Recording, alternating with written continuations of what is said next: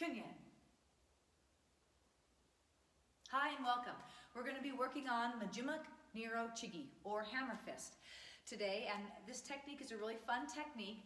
You can use it in a lot of ways. It is utilized in Poomsae, and you can find that basic information on page 61 of your Poomsae manual.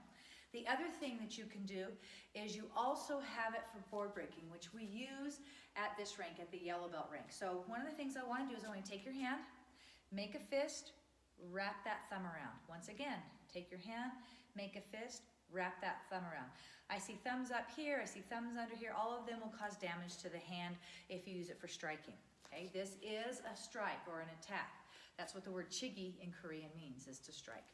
Okay, so once again, wrap, wrap, relax, tighten, relax, tighten. That's really important as you execute a technique. Okay, so a couple things that we're going to do. I want you to practice opening and closing those hands, or just relaxing and tightening 5 times. Ready? Relax, tighten, relax, tighten, relax, tighten, relax, tighten, relax, tighten, relax, tighten. You're gonna notice it doesn't look a whole lot different, and that's okay. But one of the things I want you to realize is that if you relax, you don't want to have donut holes, because that's going to add to poor technique and cause other damage if you make contact with it.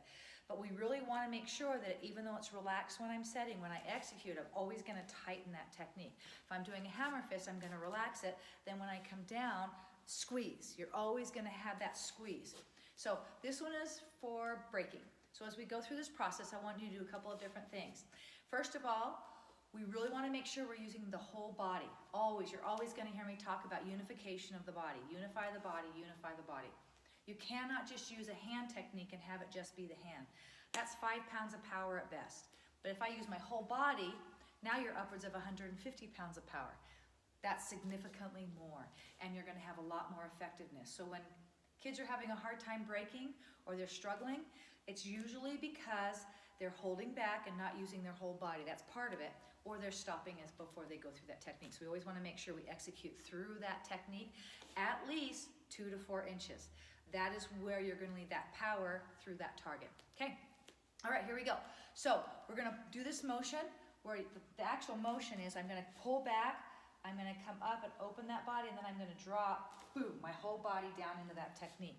It is important for your knees and your hips to drop at the same time as your hand drops, because then all that power from your body will transfer into your execution of your technique, which is your tool. Okay, so we want to make sure that we do that. We really want to make sure we're dropping into it. You also want to strike with the pinky side of your hand. This is where it is. You've got this part right here. Don't strike on the wrist or the wrist bone. That's going to really hurt. Make sure as you strike, you're striking right here, right in that pinky zone. So let's practice that. So you just kind of do a small circle to start.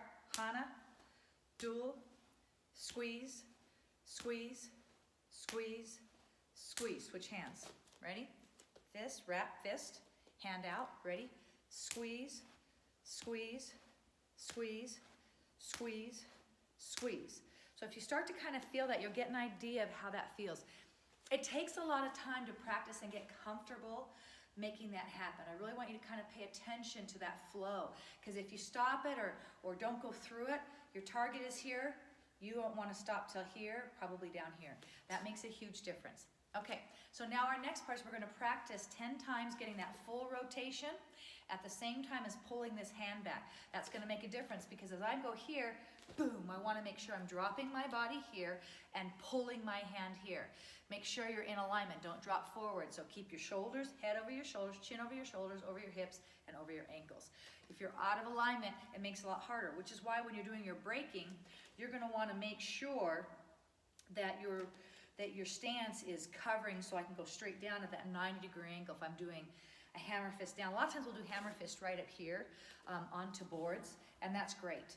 And there's a lot of tools. But if I'm doing a technique where I'm doing a lot of deep technique, I want to make sure I'm getting that 90-degree right down into my target. So there's so many different ways that you can do that, okay? So for our hammer fist for this situation, we're going to think the board is right here.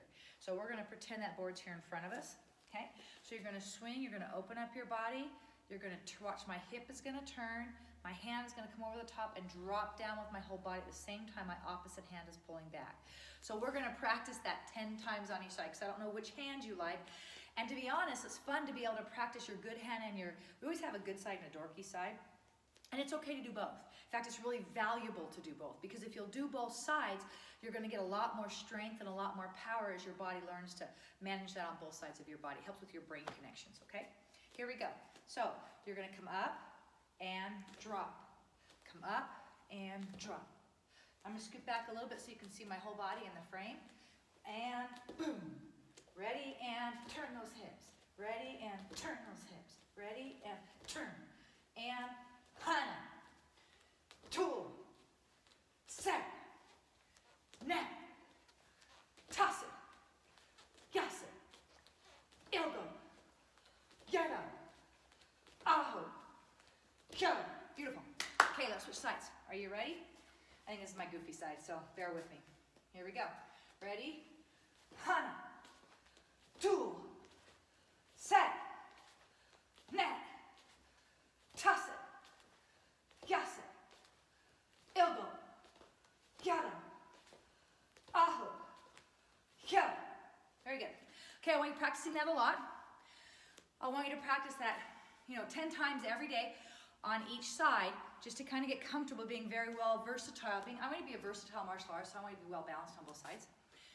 And that's good technique, also develops good muscles, helps you with your core. Always make sure to keep that tension in your back. When you're executing, you'll tighten right here. Don't drop over. Have fun with this technique. You're going to be using it for board breaking at yellow-green. You will love it down the road as you execute it more effectively. And then by the time you get in your Poomsae at Ojong, you're going to be amazed at how much more powerful that technique is, okay? All right, once again, 10 on each side every day for a couple weeks till your flow is there. You're probably going to want to do it more and more after that. Any technique, we just want to have that bare base minimum, which is why we give you these challenges. Do the challenges. When you do the challenges, it will help you to be more effective. Watch the videos over and over again. That will help you as well. Okay, once again, comment down below if you have questions, or when you've done it for 2 weeks, #IDidIt. Give yourself a workout schedule. Follow the playlist that we've given to you. Okay? Please make sure that when you do the I did it, you put your name and the date. Okay? All right, my friends, keep being awesome. Cheer up. Kunien.